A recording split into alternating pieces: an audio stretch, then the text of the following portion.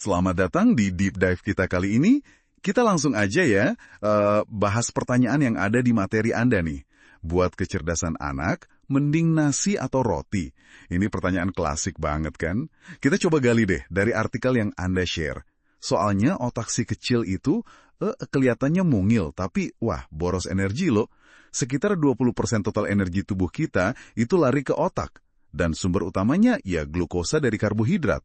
Makanya milih karbo ini jadi penting banget. Betul sekali, betul. Dan yang menarik dari bacaan yang Anda kasih ini, ditekankan banget kalau nggak semua karbohidrat itu sama.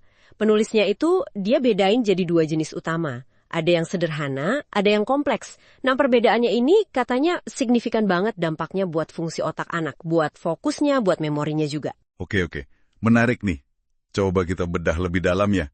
Jadi, bedanya apa sih secara dampak gitu ke otak anak? Kok bisa satu jenis bikin fokus, tapi yang lain malah bikin kayaknya susah konsen gitu ya? Kayak yang disiratkan di sumber ini. Nah iya, jadi artikel itu ngejelasin gini, nasi putih sama roti tawar itu masuknya karbohidrat sederhana. Tubuh kita tuh gampang banget nyernanya, cepet gitu. Jadi kayak dapat suntikan energi instan. Tapi, yaitu naiknya cepat, turunnya juga cepat. Mungkin Anda pernah lihat kan, anaknya semangat sebentar, tiba-tiba jadi lemes, atau gampang marah, atau pas lagi diajarin malah bengong. Nah, sumber ini bilang itu ada hubungannya sama gula darah yang naik turun drastis. Ah, itu ya yang sering disebut sugar crash itu. Paham. Terus kalau karbohidrat kompleks gimana? Kayak nasi merah atau roti gandum utuh yang disebut di artikel?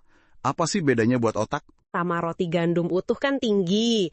Nah, itu bikin proses cernanya jadi lebih lambat. Artinya apa? Glukosa, gula yang jadi energi buat otak, itu dilepas ke darah pelan-pelan. Stabil gitu. Jadinya kayak pasokan bensin yang awet buat otak anak. Penting banget nih buat jaga fokus, apalagi kalau lagi belajar lama, atau biar moodnya nggak naik turun seharian. Nggak ada lagi tuh drama energi ngedrop tiba-tiba. Wah, keren ya mekanisme slow release ini. Tapi tadi kan disebut juga artikel itu nggak cuma bahas soal energi stabil dari nasi merah kan? Ada nutrisi lain juga yang katanya penting. Apa aja tuh? Tepat sekali. Jadi nggak cuma serat, penulisnya juga nge-highlight beberapa nutrisi mikro yang penting. Ada vitamin B1, itu penting banget buat metabolisme energi di sel otaknya.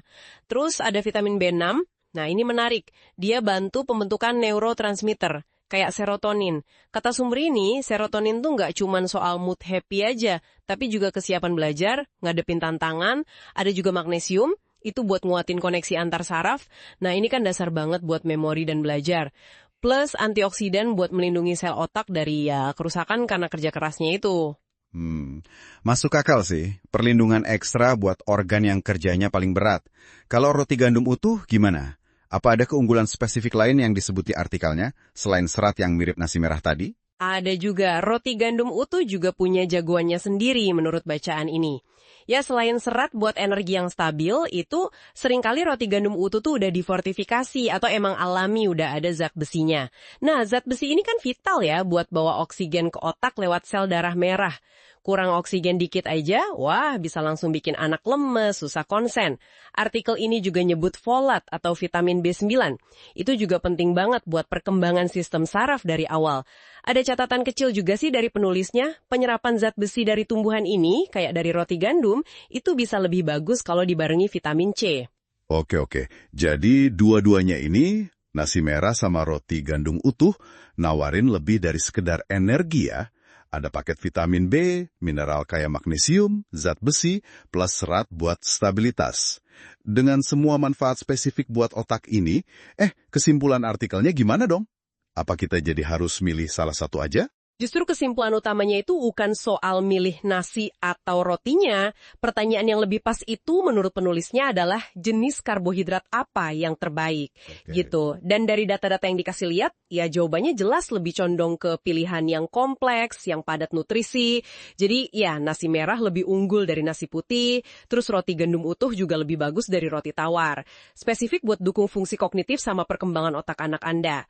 Fokusnya lebih ke kualitas karbohidratnya. Jadi kualitasnya ya yang diutamakan, bukan semata-mata jenisnya nasi atau roti. Oke. Terus Saran praktisnya gimana nih dari sumber ini buat sehari-hari? Apa kita harus ganti total gitu, nasi putih atau roti tawar di rumah? Nah, penulisnya sih nyaranin pendekatan yang lebih fleksibel, yang seimbang.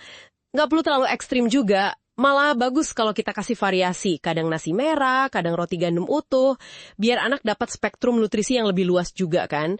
Dan yang paling penting, ingat, ini kan cuma satu bagian ya, satu keping puzzle aja, tetap harus dikombinasikan sama protein yang bagus, misalnya ikan, telur, atau tempe, terus lemak sehat kayak dari alpukat, kacang-kacangan, sama buah dan sayur warna-warni tentunya. Biar jadi pola makan yang benar-benar dukung kecerdasan anak. Kombinasi dan variasi ya kuncinya. Ini jadi bawa kita ke pemikiran akhir nih buat Anda di rumah. Setelah tahu semua manfaat ini dari sumber yang kita bahas, tantangan berikutnya mungkin bukan lagi soal apa makanannya, tapi gimana caranya. Gimana ya cara Anda biar bisa lebih kreatif, lebih seru, ngenalin nasi merah atau roti gandum utuh ini ke si kecil di rumah. Biar mereka mau dan akhirnya suka gitu nyobainnya. Mungkin bisa dicampur sedikit-sedikit dulu, atau dibentuk lucu-lucu, atau mungkin diselipin di masakan favorit mereka. Oke deh, terima kasih banyak sudah menyimak Deep Dive kita kali ini. Semoga analisis dari sumber tadi bisa ngasih perspektif baru yang bermanfaat ya buat Anda.